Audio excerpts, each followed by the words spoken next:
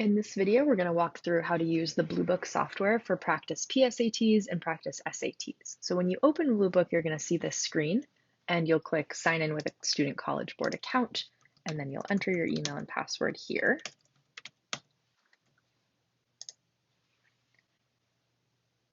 And then when you get to this main screen, you're going to click into full-length practice and select whichever test type you're working on. So if it's PSAT, of course, you'll select PSAT, SAT, you'll select SAT. And then from here, you'll get a drop-down where you can select the specific practice test that you've been assigned.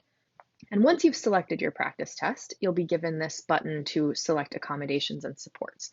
So if you do have accommodations for the SAT, you'll toggle that switch on and you'll get a more specific selection of what your accommodations are. So you can customize that down here. If you are not testing with accommodations, you can leave that switch toggled off and hit next to get to the next screen.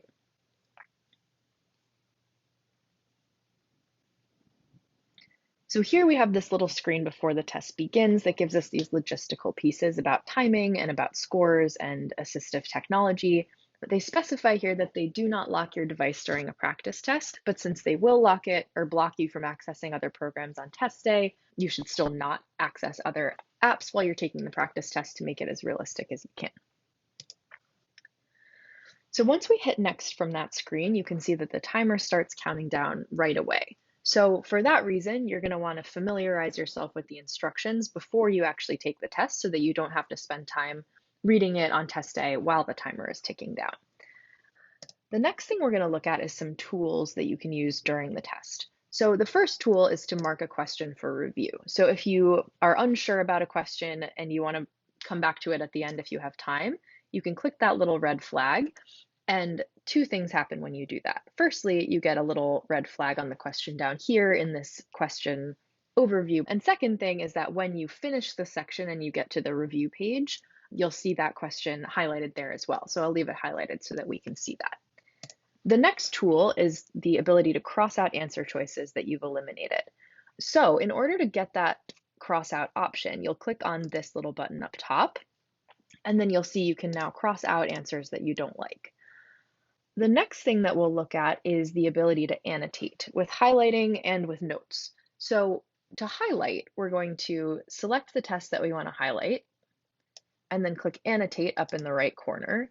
And you can see that now we get this highlighted text and we get this ability to write a note on top of it. So I'm going to type a note here and save it. And we'll see that once we have that note written, when we hover over the highlighted text, the note shows up as well. When we finish the section, we're going to get to this review page here. And at this point, we can go back to any question that we want to relook at and then navigate back to the review page again. See that the highlighted question is still flagged here so that we can know right off the bat that we want to go back and look at that one. When we finish the reading and writing section, we're going to navigate to the next section, but first it's going to put us on this break screen. So we get 10 minutes for a break, just like we would in a real test, and you do have the option to resume testing before those 10 minutes are over if you want to.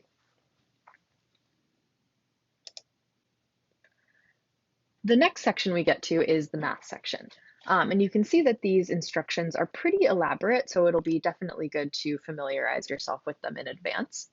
We still have all the same tools that we had on the reading and writing, except for the ability to highlight and make notes.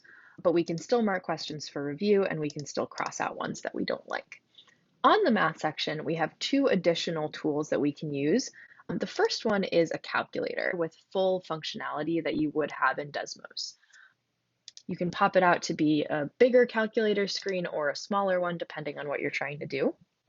And you can pop it back in by clicking that X in the corner. You also have access to a reference sheet with formulas that's available to you on every question. And you can close out of that one the same way or make it bigger or smaller in the same way. Once you finish the test, you'll get this screen telling you to stand by, and then you'll see this screen when your scores are available.